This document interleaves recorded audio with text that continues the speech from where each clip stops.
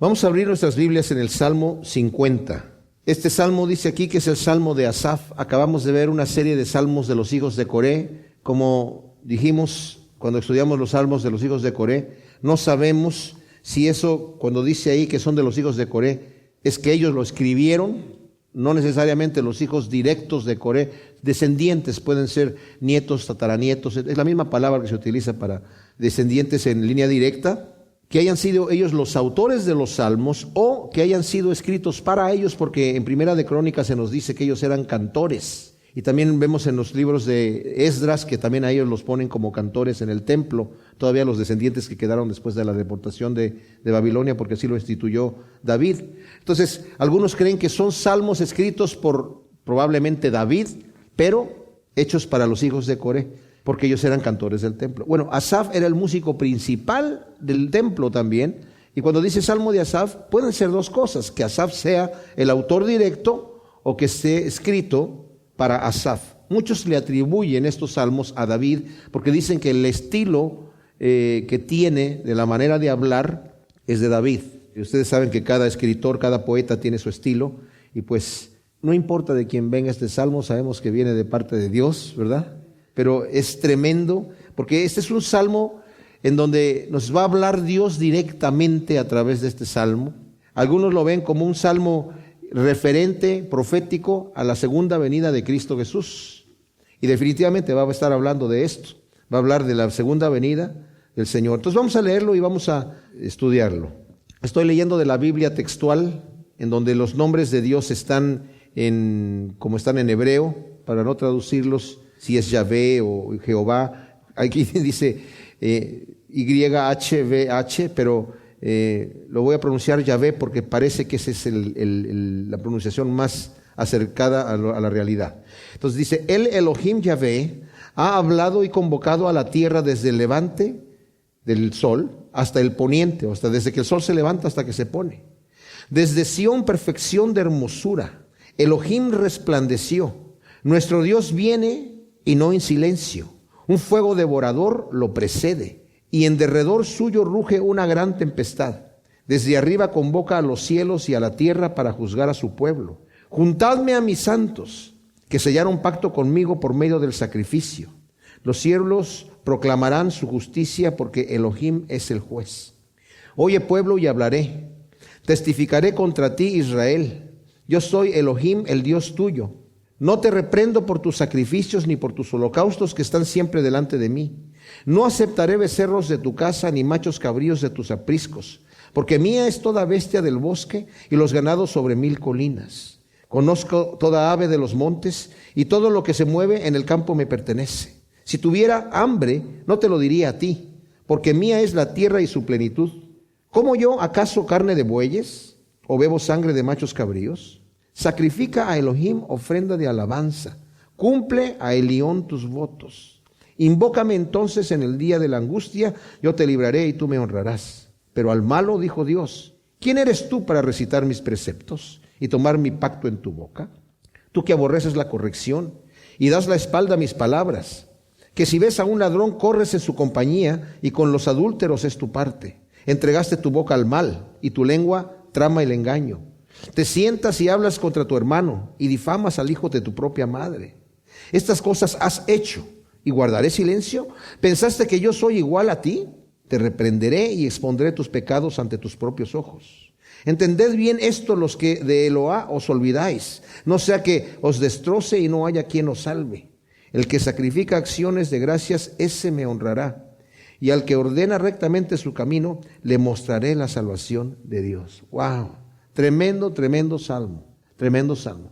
Me maravilla que ya sea quien haya escrito este salmo, está hablando de un día del juicio tremendo, profético.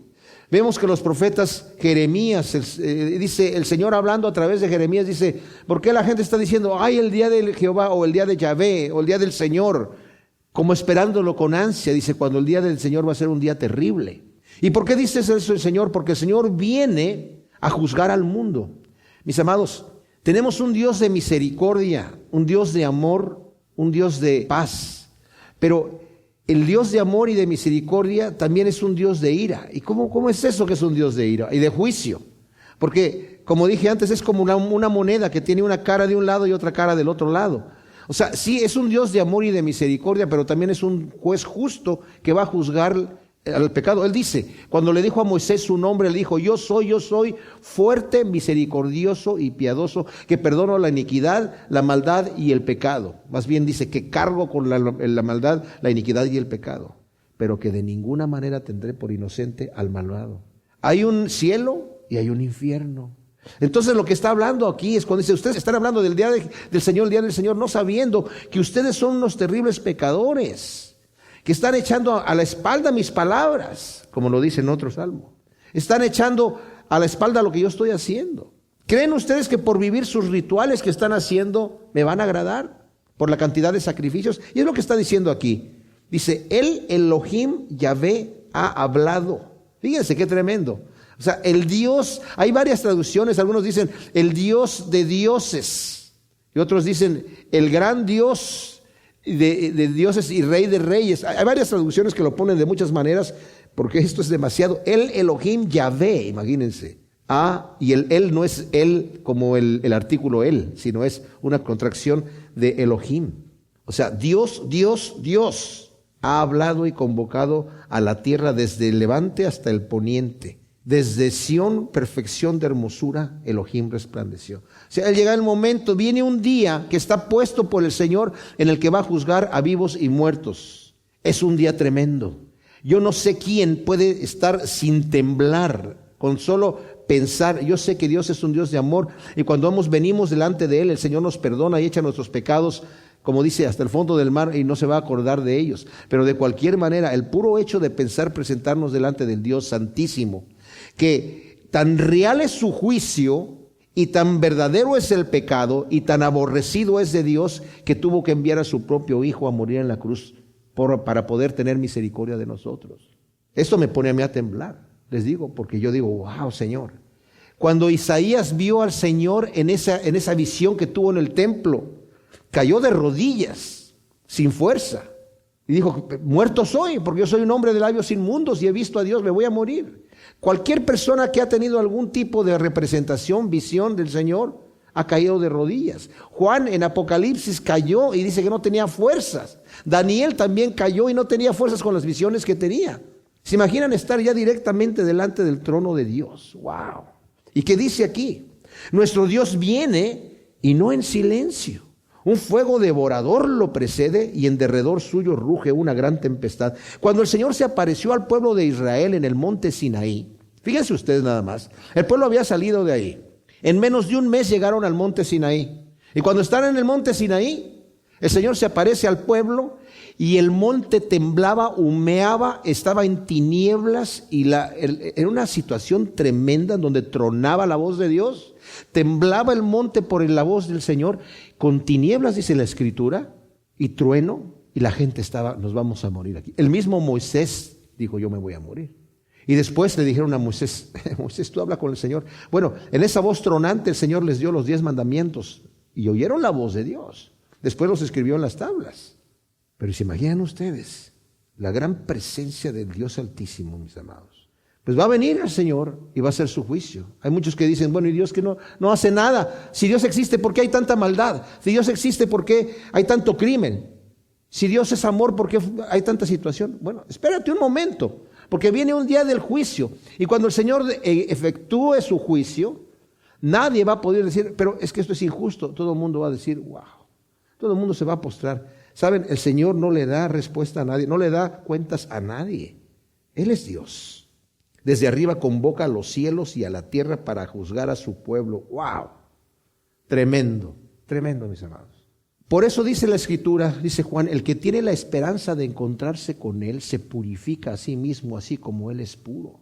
Dice Pedro, si ustedes invocan por Padre a aquel que sin acepción de personas juzgará a cada uno según sus obras, necesitamos mantenernos santos en toda nuestra manera de vivir.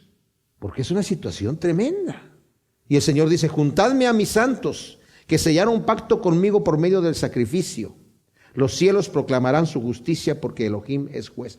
Y esto me gusta, porque saben que ciertamente la paga del pecado es muerte y las demandas de Dios son altísimas, Pero el Señor, sabiendo esto, envió a su Hijo para que Él sea la justificación para nosotros. Cuando nosotros estamos apegados a Él, le hemos entregado nuestra vida, lo hemos recibido como nuestro Señor y Salvador. Pero ojo, que recibir al Señor como Señor y Salvador no es decir un conjuro, no es decir una palabra. Yo ya dije esa palabra hace tantos años. No, es tu Señor hoy. Porque yo le puedo decir a mi esposa, sí, yo te voy a hacer, te fui en las buenas y en las malas hasta que la muerte nos separe. Y si a los 2 años me estoy divorciando, ¿de qué le sirvió lo que yo le dije? No le sirvió de nada. Como yo continúe viviendo mi vida, va a manifestar mi verdadera fe. Por sus frutos los conoceréis. No es que la salvación es por obras, pero dice Santiago, las obras manifiestan tu fe. Las obras manifiestan lo que tú crees.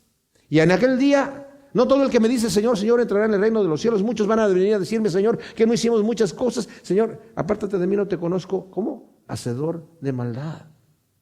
Pero aquí dice el Señor, júnteme a los santos, los que hicieron pacto conmigo a través del sacrificio. Ahora, aquí obviamente tal vez está hablando de los sacrificios del Antiguo Testamento que eran símbolo después del sacrificio de Cristo. Pero ¿qué sacrificio tenemos que hacer nosotros? ¿Se acuerdan? Está en Romanos 12. Presenten sus cuerpos como sacrificio vivo, santo, agradable a Dios, que es lo que sabemos que tenemos que hacer, que esa es la forma de rendirle culto al Señor, de servirlo. Presentando nuestros cuerpos en sacrificio vivo, santo, agradable a Dios, no conformándonos a este siglo, sino renovándonos por medio de la renovación de nuestro entendimiento para comprobar cuál es la voluntad de Dios, agradable y perfecta. Juntadme a esos santos que hacen pacto conmigo, presentando sus cuerpos en sacrificio vivo, santo y agradable a Dios. Esa es la esperanza que tenemos. Pero, mis amados, este es un llamado de atención para mí primeramente y después para cada uno de ustedes. Necesitamos examinar nuestras vidas. Pablo dice, examina tu vida, examinaos a vosotros mismos para ver si estáis en la fe o no. ¿Cómo camino? Tengo que ver mi día, cómo viví este día, ¿qué hice? Y ponerme a cuentas con el Señor y pedirle, Señor, ayuda en mis debilidades y estar siempre atento. El que piense estar firme, mire que no caiga, dice la palabra del Señor. Oye, pueblo mío, y hablaré, testificaré contra ti, Israel. Y aquí le podemos poner iglesia, porque nosotros somos la Israel de la promesa, dice Pablo en Romanos. Somos la verdadera Israel. O sea, testificaré contra ti, iglesia mía. Yo soy Elohim, el Dios tuyo. No te reprendo por tus sacrificios ni por tus holocaustos que están siempre delante de mí. O sea, está bien lo que estás haciendo, las cosas que estás haciendo por fuera, para mostrar una vida recta delante de mí, las cosas que yo demando, está bien.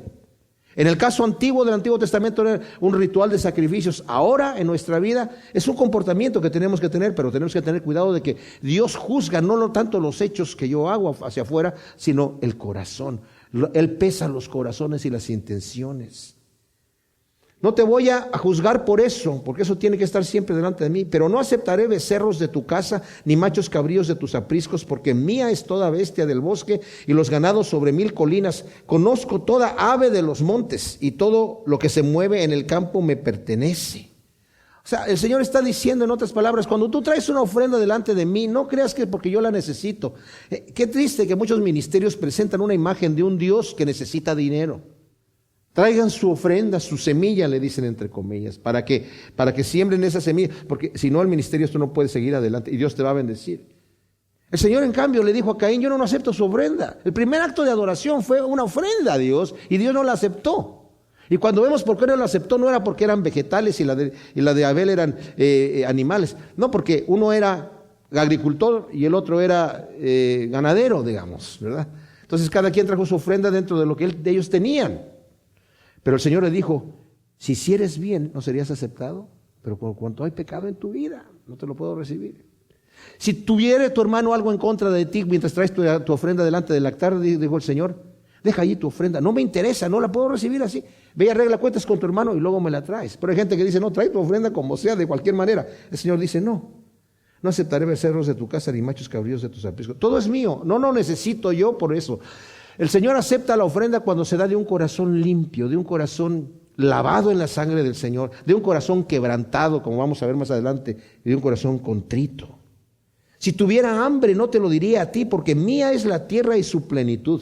Imagínense ustedes la figura, hasta loca es, de un Dios hambriento. Dios nunca va a estar hambriento. Pero si yo tuviera hambre no te lo pediría a ti, porque yo tengo todo es mío. No te tengo que pedir a ti nada, porque todo es mío. ¿Como yo acaso carne de bueyes o bebo sangre de machos cabríos?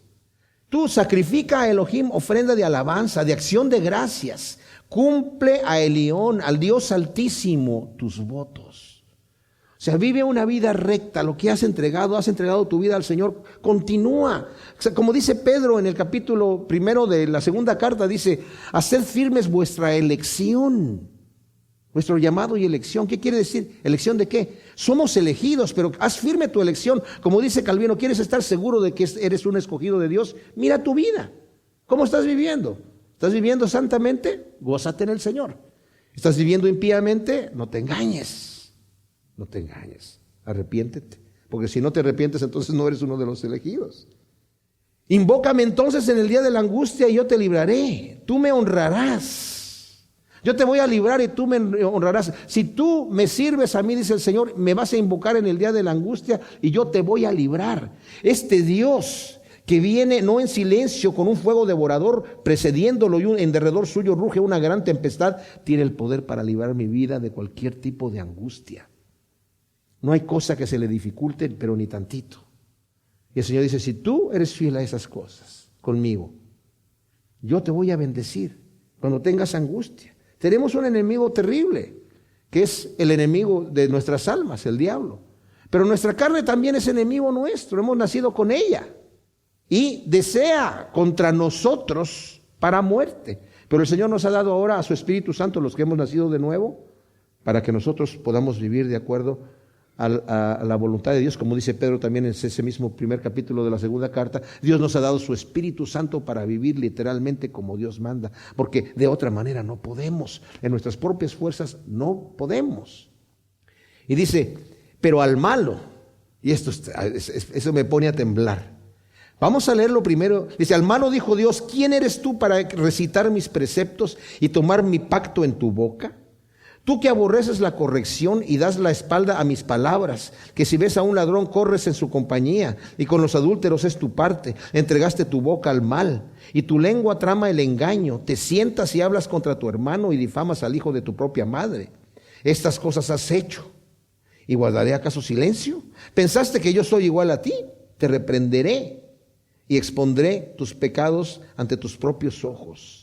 Entended bien esto, los que de Eloá os olvidáis, no sea que os destroce y no haya quien os salve. Ahora, ¿a quién le está hablando el Señor aquí? ¿Al impío que no conoce a Dios? ¿Al impío que no se acerca a Dios? ¿Al impío que no le importa Dios? Yo no creo. Ni siquiera, como dice Romanos 1, aquellos que retienen con injusticia la verdad, los que habiendo conocido a Dios no le glorificaron como a Dios ni le dieron gracias, sino que se envanecieron en sus razonamientos. Son esas personas que saben que Dios existe, pero que niegan su existencia, porque según ellos no les conviene venir delante de Dios porque sus obras son malas y no quieren que sean reprendidas. Pero tampoco son a esas personas. Yo me imagino que está hablando aquí de gente que se dice que son cristianos, pero viven unas vidas hipócritas. Por fuera se ven bien, son fariseos, por fuera se ven bien, por fuera parece que son verdaderos siervos de Dios, predican muy bonito, dan excelentes estudios bíblicos, tal vez cantan muy bonito. Cualquier cristiano que se dice cristiano, que no vive en su vida lo que sabe que tiene que vivir, pero vive una vida doble, para mí es este versículo 16. Pero al malo dijo Dios, ¿quién eres tú para recitar mis preceptos y tomar mi pacto en tu boca? ¿Qué haces tú con mi palabra en la mano? ¿Qué haces tú con mi palabra predicándola en tu boca? Suéltala, no me la ensucies. Tremendo está esto, mis amados. Tremendo. Es para dar escalofríos a cualquiera. A mí me da escalofríos. Tú que aborreces la corrección y das la espalda a mis palabras. O sea, escuchas la corrección, la meditas, pero la aborreces. Lees mi palabra, te redarguye y sabes lo que tienes que hacer, pero la echas a las espaldas y continúas. Hay una ceguera, mis amados, que puede pasar en la persona en pensar, no importa, al fin y al cabo Dios no ha hecho nada. Si Dios no ha hecho nada así drástico, quiere decir que me está dando oportunidad, que me deja hacer lo que estoy haciendo. Esto es terrible. El silencio de Dios es terrible, muchas veces. Nadie quiere ser reprendido, pero les digo, nos conviene que cuando hacemos algo malo, el Señor inmediatamente mete la mano ahí, porque si no creemos que Él está probando esas cosas. Dice, que ves a un ladrón y corres en su compañía. O sea, andas, tal vez no ando robando bancos y robando, pero sí quiero para mí, sacar cosas. Hay de aquellos que se enriquecen a través del Evangelio. La Biblia habla de esos falsos maestros que toman la piedad como fuente de ganancia. O sea, el Evangelio, los ministerios. Tremenda es esta palabra para todos los que predicamos la palabra de Dios. Y con los adúlteros es tu parte. Dice Pedro, no se sacian de pecar, tienen los ojos llenos de adulterio. Los falsos maestros. Esto está hablando a los falsos maestros, a los falsos cristianos. Te sientas y hablas contra tu hermano y difamas al hijo de tu propia madre, a tu propio hermano lo difamas. Estas cosas has hecho. Algunas versiones dicen, y yo he guardado silencio. Pensaste que soy igual que tú, pero sin ponerle signos de interrogación. La Biblia textual le pone los signos de interrogación, se puede traducir de las dos maneras. De cualquier forma está fuerte. Estas cosas has hecho y guardaré silencio. ¿Pensaste que yo soy igual que tú? No, Señor, te voy a reprender, te reprenderé y expondré tus pecados ante tus propios ojos. Tú, hipócrita, que crees que lo tienes cubierto, todo mundo va a saber en aquel día terrible, cuando yo venga con fuego delante de mí y tormenta alrededor mío, todo el mundo va a saber tus hipocresías. Mis amados, por eso es que tenemos que ponernos a cuentas del Señor. Pero dice, porque el que es juzgado, dice Pablo, el que se juzga a sí mismo, ya no es juzgado de Dios. Cuando nosotros decimos, Señor, mi pecado está delante de ti, como lo vamos a ver en el siguiente salmo, entonces Dios nos perdona, nos restaura. El pecado trae consecuencia, de cualquier manera, pero Dios nos perdona cuando nos arrepentimos. Entended bien esto los que de Eloá os olvidáis, no sea que os destroce y no haya quien os salve. El día que Dios diga, aquí se acabó, el día que Dios diga, contigo ya no hay más. ¿Se imaginan? Ya no hay nadie que nos pueda ayudar. Si Dios ya nos suelta, miserable futuro para cualquiera. Terrible es esta situación. Este salmo me hace temblar, mis amados. Para mí es un salmo tremendo. El que sigue es la joya para mí de todos los salmos de aquí del libro de los salmos. Pero este es uno que me pone a temblar y está justamente antes del 51, que es un salmo penitencial para pedirle perdón a Dios por un tremendo pecado de David. Pero aquí el Señor dice, no, entiendan esto, no sea que llegue el día en donde yo destroce. El que sacrifica acciones de gracias, ese me honrará. Y al que ordena rectamente su camino, le mostraré la salvación de Dios. Ok, hemos pecado delante de ti, Señor, ahora quiero ordenar mi camino y darte acciones de gracias. Entonces dice el Señor, yo te voy a mostrar la salvación de Dios. Entonces ese día, el gran día del Señor, va a ser un día de regocijo para nosotros, no de tristeza. Nosotros decidimos qué camino vamos a tomar en la eternidad, pero el Señor nos está dando a escoger aquí, ¿verdad? El que ordena su camino, le mostraré la salvación de Dios. Salmo 51 dice al director del coro, Salmo de David, cuando el profeta Natán vino a él después de que se había llegado a Betsabé. El rey David fue un rey que nos dice la Biblia conforme al corazón de Dios. Pero este mismo David, que fue conforme al corazón de Dios, cometió un grave pecado. Y el grave pecado de él fue que, estando ya, calculan algunos como de una edad de 52 años, más o menos, en una guerra anterior, David había estado peleando con sus hombres y algunos de los hijos de Anac, que eran gigantes, por poco y lo mata. Y tuvieron que venir a librarlo a David y le dijeron, ¿sabes qué? Ya nunca más, porque estaba muy cansado. Entonces le dijeron, ya nunca más vas a salir a la guerra, porque si no nos quedamos sin rey y vamos a apagar la luz de Israel. Entonces estaba David en su palacio mientras estaban peleando Joab con los amonitas y se levantó de la siesta y vio en el palacio a una mujer que se estaba bañando. Y era muy hermosa y la manda a llamar, pregunta quién es, dice, es la esposa de Urías Eteo. La manda a llamar al palacio y tiene relaciones sexuales con ella. Se acuesta con ella y la despide a su casa. Después la mujer le manda a decir que estaba encinta, que estaba embarazada. Y él manda llamar al esposo que estaba en la guerra, uno de los valientes, según Crónicas nos dice, era uno de los valientes de David, lo manda a llamar y le dice, ¿cómo va la guerra? Y él estaba pensando, bueno, aquí ya cometió un error, esta mujer ya la embaracé, cometí adulterio y ahora necesito cubrir esto.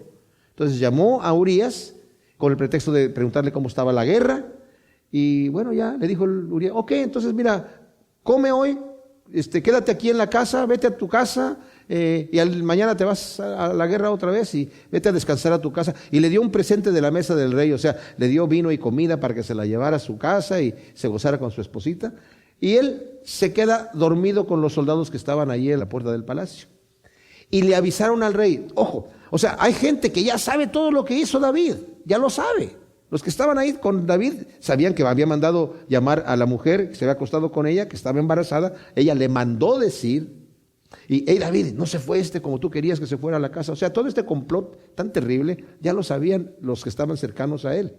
Por cierto, Ahitofel, el que lo traicionó con Joab, era el tío de Betsabé, cuando leemos Crónicas y relacionamos los parentescos. Bueno, el detalle era que pues manda a llamar a este hombre, no se va a su casa. Entonces al otro día David dice, ¿cómo que no se fue? A ver, oye Urías, mira, no te vayas todavía, quédate aquí un día más y te vas mañana. Entonces lo invita a comer y lo embriaga. Ya cuando estaba embriagado le dijo, ahora sí, mira, te vas derechito aquí, ahí está tu casita. Y tampoco se quedó a dormir ahí. Entonces al otro día el rey escribe una sentencia y le pone, Joab, ponme a este hombre enfrente de la batalla y asegúrate que muera. Así le dijo. Y le dio la sentencia en la misma mano a Urías para que él se la llevara a Joab. Y Urías fielmente nunca abrió la carta, se la entregó a Joab. Joab lo puso hasta el frente de la batalla. Se acercaron a la ciudad, cosa que no debían haber hecho. Y los flecheros tiraron flechas y mataron a varios hombres, muchos de los hombres, 30 y tantos hombres, incluyendo a Urías. Y el rey dijo, bueno, así sucede en la guerra, ¿verdad? Ahora sí, bueno, ni modo, pobrecita. Y la viuda, pobrecita viuda, véngase para acá, yo la voy a tomar como mujer. La tomó como mujer. Y David pensó que todo estaba ya tranquilo. Agregando, como sucede, mis amados, pecado al pecado, porque el pecado una vez que se comete y no se arrepiente la persona, para cubrirlo hay que meter otro pecado. Primero fue adulterio con los ojos, luego fue adulterio físicamente y luego asesinato, pero de una manera vil. Y no solamente el asesinato de un hombre, sino de muchos de sus guerreros también que murieron, de los valientes. Entonces, después llega el profeta Natán, después de que ya nace el niño. Todo este tiempo David calladito ahí, tranquilo. Ni tan tranquilo como lo dice el Salmo 32, pero callado. Y después nace el niño y el niño enferma. O sea, yo me imagino que ha de haber pasado un periodo por lo menos de un año o un poco más. Y llega el profeta Natán y le dice, antes de que enfermara el niño, le dice a David, David, hay un hombre en tu reino que es muy rico, ¿verdad? Tiene muchos animales y muchos ganados, muchos bienes. Y su vecino es un hombre que es muy pobre. Tiene una sola ovejita que compró, chiquitita, ¿verdad? Y ha crecido con él y la quiere como una hija. Duerme ahí con él, con su familia en la cama y come de su mesa y todo. Es como si fuera una de sus hijas. Vino un visitante a visitarlo, al hombre rico, al vecino, y él por fuerza le fue a quitar, no quiso matar uno de sus animales, por fuerza le fue a quitar la ovejita al hombre pobre para dársela de comer al visitante. Y se levantó el rey, porque el rey era el juez, airado, y dijo, el tal hombre merece pagar 4 tantos y además merece morir. Y le dice Natán, tú eres ese hombre, porque Dios te bendijo con mucho y tú le fuiste a quitar a Urías lo único que él tenía. Por lo tanto, ahora va a venir la mano de Dios sobre ti y la espada nunca se va a apartar de tu casa. Y como dijo el que 4 tantos quería, 4 de sus hijos murieron. Pero el detalle aquí, vemos nosotros aquí un pecado horrendo de parte de un hombre que Dios dice es un hombre conforme a mi corazón. Lo dijo antes y lo dijo después de este pecado. ¿Qué pasa aquí? Lo que pasa aquí, mis amados, es que vamos a ver que aunque una persona como nosotros cristianos caigamos en algún pecado escandaloso, dice la Biblia, que si confesamos nuestros pecados a Cristo Jesús, Él es fiel y justo para perdonarnos y limpiarnos de toda maldad. Y si confesamos nuestros pecados, la sangre de Cristo es capaz de limpiarnos de todo pecado. De todo pecado. Entonces, David ya había escrito el Salmo 32, en donde había dicho, mientras callé, se envejecieron mis huesos, se secó mi vigor como sequedades de verano. Pero dije, voy a clamar a Dios, voy a pedir perdón, y he aquí tú me escuchaste. O sea, la palabra es inmediatamente antes de que yo dijera perdóname, tú ya me habías perdonado, Señor, porque estás pronto para perdonar. Ten piedad de mí, dice, oh Elohim, conforme a tu misericordia, conforme a la multitud de tus piedades, borra mis transgresiones, lávame más y más de mi maldad y purifícame de mi pecado, porque yo reconozco mis transgresiones y mi pecado está siempre delante de mí. Contra ti solo he pecado y he hecho lo malo delante de tus ojos, para que seas reconocido justo en tu sentencia y tenido por puro en tu juicio. He aquí, en maldad fui formado y en pecado me concibió mi madre. He aquí, tú deseas la verdad en lo íntimo, por tanto, en lo secreto hazme conocer sabiduría. Purifícame con hisopo y seré limpio. Lávame y quedaré más blanco que la nieve. Hazme oír gozo y alegría, y regocíjense los huesos que abatiste. Aparta tu rostro de mis pecados y borra mis iniquidades. Oh Elohim, crea en mí un corazón limpio y renueva un espíritu recto dentro de mí. No me eches de tu presencia ni quites de mí tu Santo Espíritu. Restitúyeme el gozo de tu salvación y un espíritu noble me sustente. Así enseñaré a los transgresores tus caminos y los pecadores se convertirán a ti. Líbrame del delito de sangre, oh Elohim, Dios de mi salvación, y mi lengua cantará con gozo tu justicia. Oh Adonai, abre mis labios y mi boca proclamará tu alabanza, porque no quieres sacrificio, que yo lo daría. Y si doy holocausto, no lo aceptas. El sacrificio grato a Elohim es el espíritu quebrantado, y al corazón contrito y humillado no despreciarás tú, oh Elohim. Haz bien con tu benevolencia a Sión, edifica los muros de Jerusalén, entonces te agradarán los sacrificios de justicia, holocaustos y ofrendas enteramente quemadas. Entonces se ofrecerán novillos sobre tu altar. Tremendo. O sea, aquí las primeras palabras de David: ten piedad de mí, oh Elohim, conforme a tu misericordia, conforme a la multitud de tus piedades, borra mis transgresiones. David no está pidiendo perdón por algo que él tenga. Él no tiene ninguna credencial para entrar delante de Dios a pedirle perdón. Él es un verdadero, en este momento es un verdadero pobre en espíritu. La palabra significa un mendigo en espíritu. Aquel que no tiene, ni sabe cómo obtener, ni sabe cómo empezar a hablar para acercarse a Dios. Pero David sabe una cosa: tú eres misericordioso, tú eres bondadoso, piadoso. Entonces, en eso, Señor, en tu nombre, por tu nombre de misericordioso, que dice yo soy fuerte, misericordioso y piadoso. Tú dijiste soy misericordioso y piadoso. Y entonces, Señor, ten piedad de mí, oh Elohim, conforme a tu misericordia, conforme a la multitud de tus piedades, borra mis transgresiones. No por lo que yo soy, Señor, sino por quien tú eres. Yo me acerco a ti sabiendo quién tú eres. Mis amados, cuán importante es que conozcamos a nuestro Dios. Que nuestro Dios no está así enojado con nosotros, frunciendo el ceño para a ver cómo nos va a pegar y cómo castigarnos. No, el Señor dice, porque has de morir, arrepiéntete, porque has de morir, conviértete, lávame más y más de mi maldad y purifícame de mi pecado. Aquí reconoce David, yo tengo maldad y tengo pecado. Está reconociendo David en este momento una situación, mis amados, que es, yo tengo una naturaleza caída y estoy mal, no sé qué me ha pasado, tal vez de tanta guerra y de tanta sangre que yo he visto, que ya tengo una conciencia cauterizada, ya no estoy sensible a la situación. Líbrame de mi maldad y purifícame de mi pecado, porque yo reconozco mis transgresiones y mi pecado está siempre delante de mí. Ahora, mis amados, lo que yo veo aquí, con estas situaciones de David, tanto con las persecuciones que tuvo de Saúl, y con esta situación en donde él estaba mucho confiando antes en su justicia, porque muchos de los salmos hablan de su justicia, de su integridad. Pero aquí el Señor le hizo ver que él no tiene integridad, si no es por el poder de Dios, por el poder del Espíritu de Dios, de la gracia de Dios. Pero aquí David va a entender misericordia, va a aprender a perdonar, va a aprender a tener misericordia de todos los demás. De manera que cuando después, más adelante, Absalón se rebela, y Simeí, este hombre de la tribu de Benjamín, que lo empieza a insultar y a aventarle piedras, dice, déjenlo en paz. Tal vez el Señor lo mandó a maldecirme a mí, ¿y quién soy yo para pararlo? O sea, aprende de todo esto.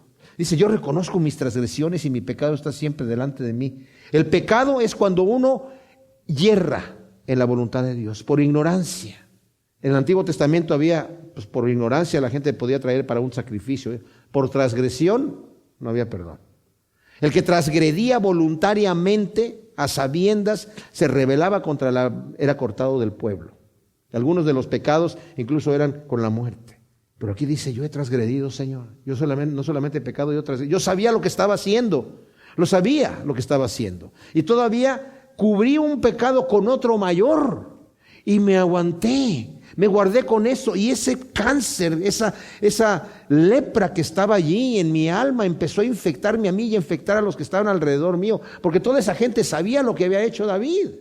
Fíjense que él no se arrepintió, porque en un día llorando después de toda la noche de haber estado en angustia, dijo, ¿saben qué? Yo pequé. No, tuvo que venir el profeta a desenmascararlo al hombre conforme al corazón de Dios, para que veamos la misericordia de Dios.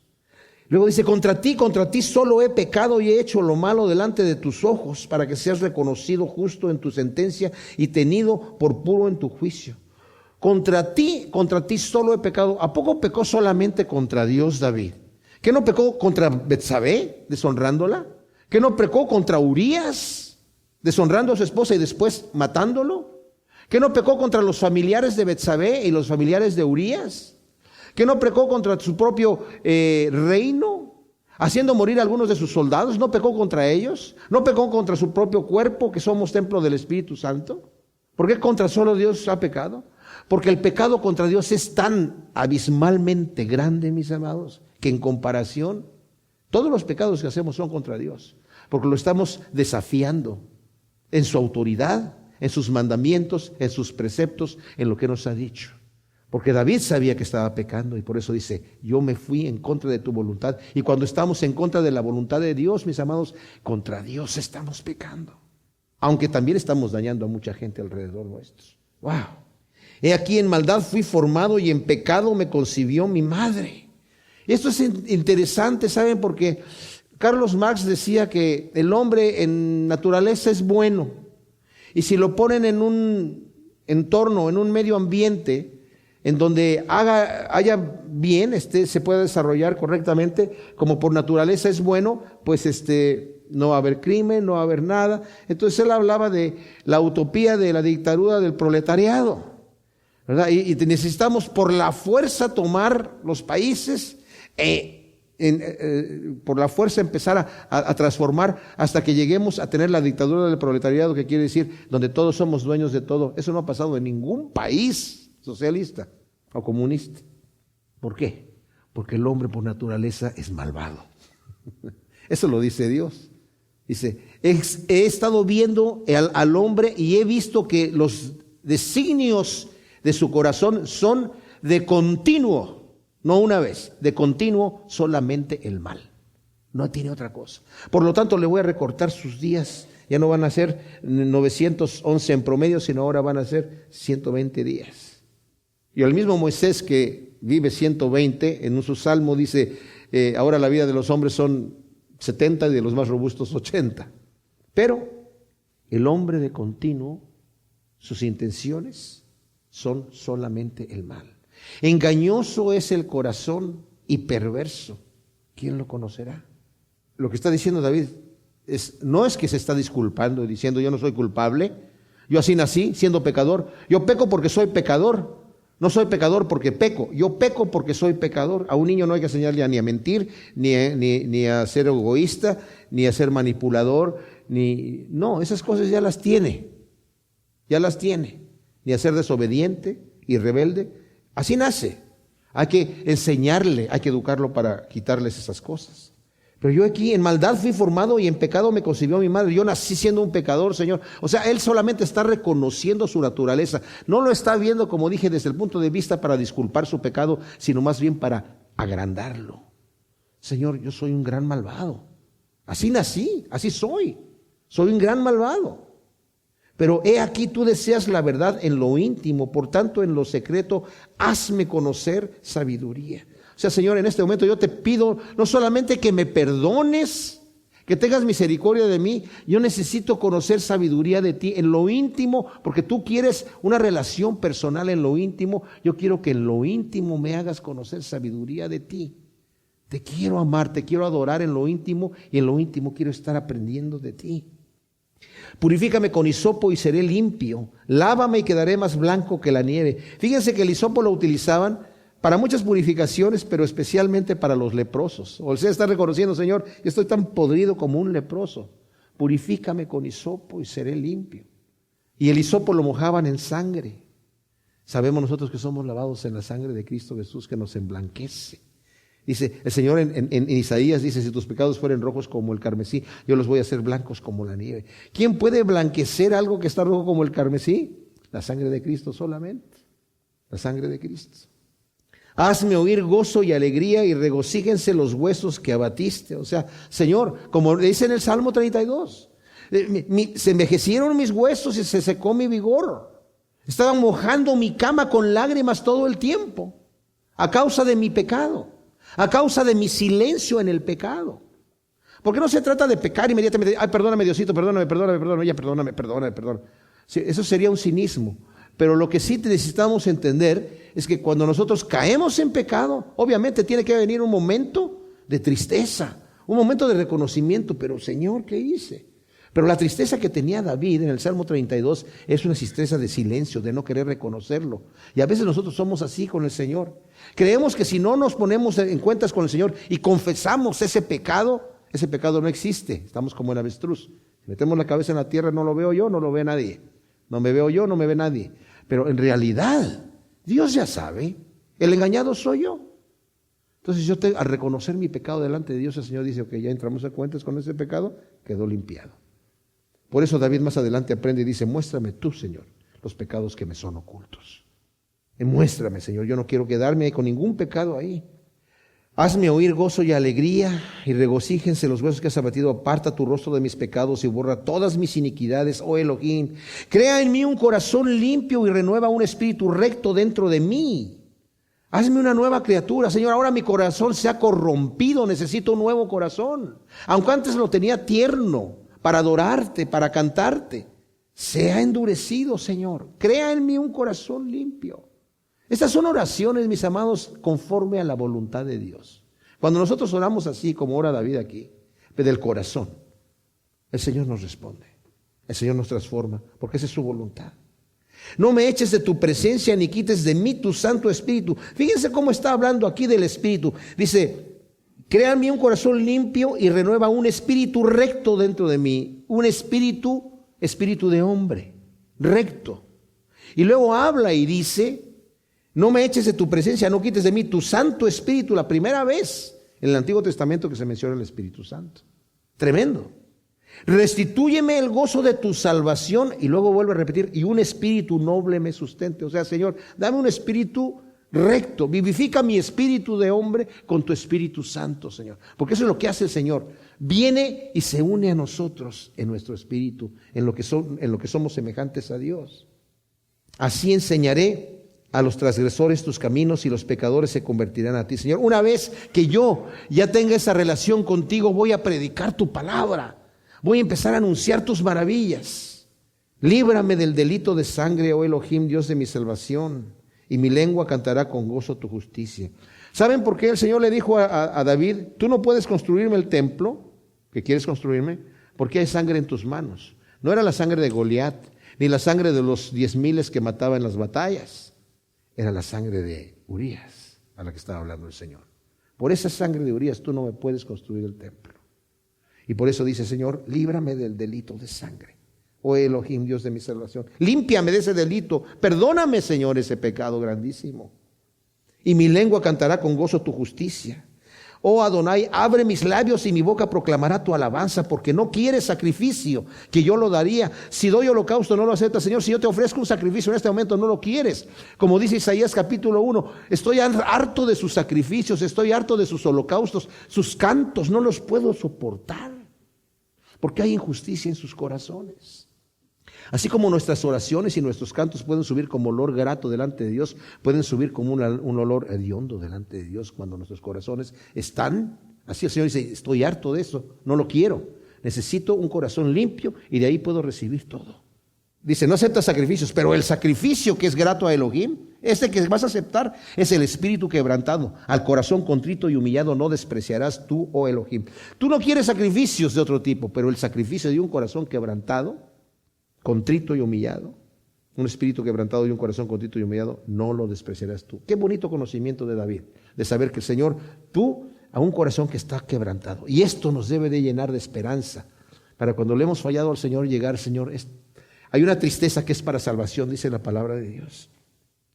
Haz bien con tu benevolencia a Sión, edifica los muros de Jerusalén. O sea, Señor, restabléceme, edifícame otra vez, levántame, perdóname, sáname, queda bien conmigo, queda en paz conmigo, Señor. Acepta mi sacrificio, que estoy quebrantado. Y entonces sí, te agradarán los sacrificios de justicia, los holocaustos y ofrendas enteramente quemadas. Entonces se ofrecerán novillos sobre tu altar. Entonces vas a recibir mi alabanza, mi adoración, mi oración, mi compañía, Señor. Pero mientras está el pecado ahí, dice Señor, no es que se haya hecho el oído del Señor sordo o sus manos se haya cortado, sino que vuestros pecados han hecho división entre ustedes y yo. ¿Y qué hago, Señor? Entramos a cuentas. Si fueren rojos como el carmesí, yo los haré blancos como la nieve. Con un corazón contrito y humillado, con un espíritu quebrantado, arreglamos cuentas. Qué bendición, ¿verdad? O sea, me maravilla, yo me gozo de que el Señor nos está enseñando cómo debemos ir cambiando para poder ser aceptados nosotros, hombres y mujeres pecadores, delante de un Dios santísimo, puro, que tiene para nosotros una herencia incorruptible, mis amados. Estamos viviendo en tiempos muy peligrosos. Es muy fácil deslizarse. Por eso dice, nosotros vivid la paz con todos y la santidad sin la cual nadie verá al Señor. Necesitamos constantemente pedirle al Señor que nos ayude. Señor bendito, ¿qué somos nosotros? Somos polvo, Señor, tú lo sabes. Te pedimos que nos ayudes para poder honrarte y agradarte en todo, Señor. Queremos honrarte con nuestras vidas. Límpianos, lávanos, límpianos con hisopo y seremos limpios, Señor. Quita todas nuestras maldades delante de ti. Renueva un corazón recto delante de nosotros. Y ayúdanos a servirte siempre con gozo y alegría, Señor. Buscar siempre tu rostro en todo momento, examinando nuestras vidas. Te amamos y te damos gracias y te damos a ti toda la honra y la gloria por siempre, jamás. Amén.